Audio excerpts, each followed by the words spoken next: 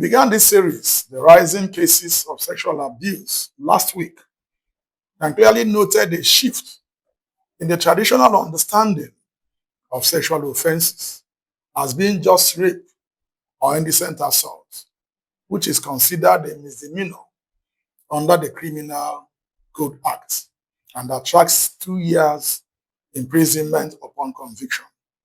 We cited as evidence of this scourge the increased number of sexual offense-based cases that are handled daily in a named courthouse somewhere in Lagos State. Do endeavor to get the first part of this series through any of our handles.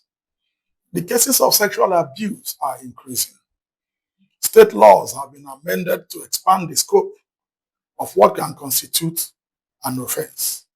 The trial court is no longer the magistrate court, but the high court. The major reason for this shift is that many otherwise randy men lack knowledge of what is now considered a sexual offense. They still think it is only rape or even the insignificantly defined indecent assault. We will take Lagos State to buttress this, and to do that, we turn to the criminal laws of Lagos State 2015. Section 261 of the law brings a whole new definition to what sexual assault by penetration entails. The law provides thus, quote, any person who penetrates sexually the anus, vagina, mouth, or any other opening in the body of another person with a part of his body or anything else without the consent of the person commits a felony and is liable on conviction to imprisonment for life, end of quote.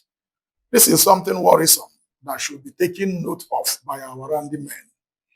Sexual penetration under the Lagos State law must not be by the penis only. The law says it can be by any part of the body. Tongue, finger, toe, or even by anything, pen, stick, toy, etc.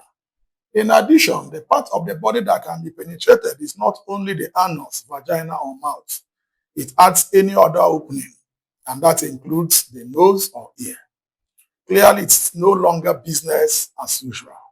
Section 263 of the same law provides for sexual assault as involving even a touch without the consent of the person. Touch can be by any part of the body or with anything. The punishment for such a touch is 3 years imprisonment. So it's no longer just the old practice of, for example, standing on a queue and leaning on a woman from her behind. Now the offense of sexual assault is complete, even where you touch her with your leg in a sexual way.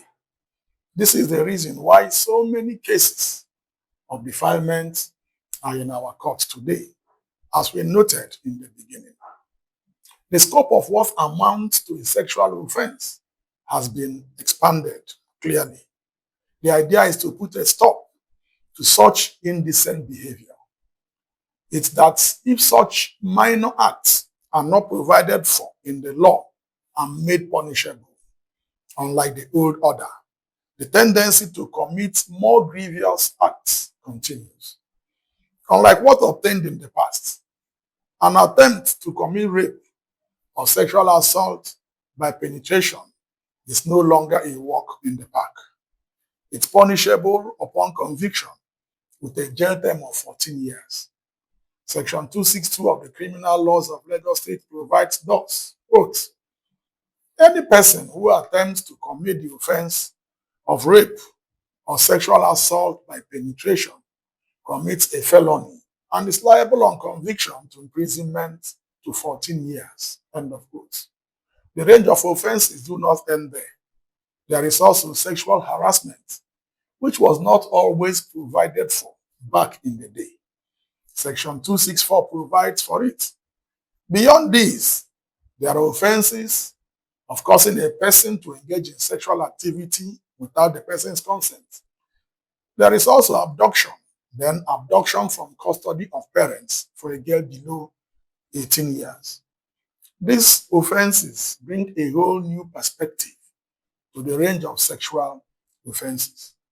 Beyond the legislative boldness to tame the undue urge seen in men these days, credit must go to civil society and gender advocacy groups who have provided sensitization to the public and families, as well as a shoulder to lean on by victims' families. A good number of these groups have provided help desks and toll-free lines for victims to access as a first response. They also engender enforcement and even assist the police with sensitive tools to gather evidence and build potent case files. These groups have also worked with police authorities to set up gender desks in many police commands. They partner with religious organizations, community-based groups, schools, medical bodies, market-based associations, and others to drive home the message of zero tolerance for sexual offenses. Unfortunately, many of the men folk are still carried away with the euphoria of "I be man now." A visit to the courts and the correctional facilities will prove them wrong. Many are languishing there, serving long jail terms or awaiting their sentence. They no be man at all. Stay with us as we look at another key aspect of sexual offenses, which is sexual offenses against the child. Kindly visit our socials as a reference page. Follow, like, comment, and share. My name is Ben Abraham, and this is Criminal Justice Focus. Thank you.